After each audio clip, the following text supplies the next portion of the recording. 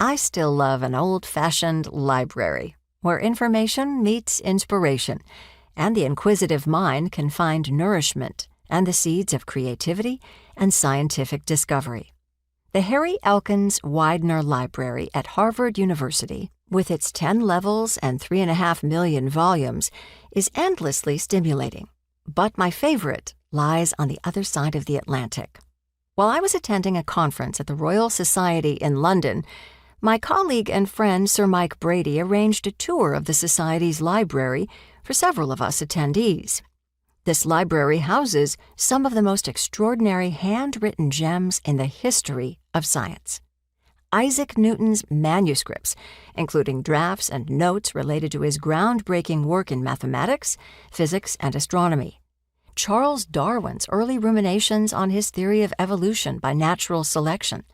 Edmund Halley's handwritten memoranda regarding his astronomical observations. The observations of Captain James Cook, letters from Albert Einstein, Michael Faraday, and other prominent scientists, and an essay towards solving a problem in the doctrine of chances by Thomas Bayes. This last one might not sound quite on par with Newton or Darwin, but as the founding father of probability theory, Bayes is something of an intellectual rock star for computer scientists.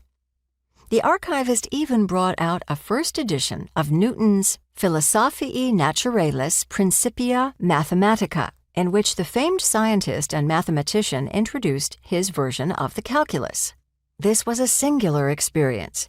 Yet, there is one other library I've always longed to visit, and unless one of our MIT students has an unexpected breakthrough with time travel or builds its virtual digital twin, I don't expect to get the chance.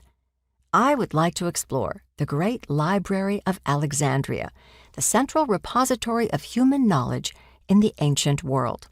Naturally, it would be inspiring to stroll through this institution, immersing myself among the works and scrolls crafted by some of history's greatest minds.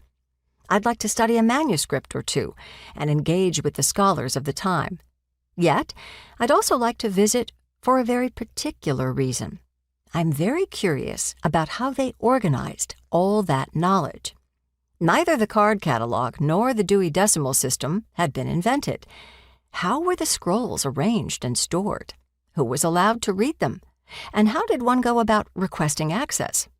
I'd like to imagine there was an all-knowing librarian who could tell you exactly where every single scroll was located, precisely what it contained, and perhaps even synthesize the contents for you succinctly.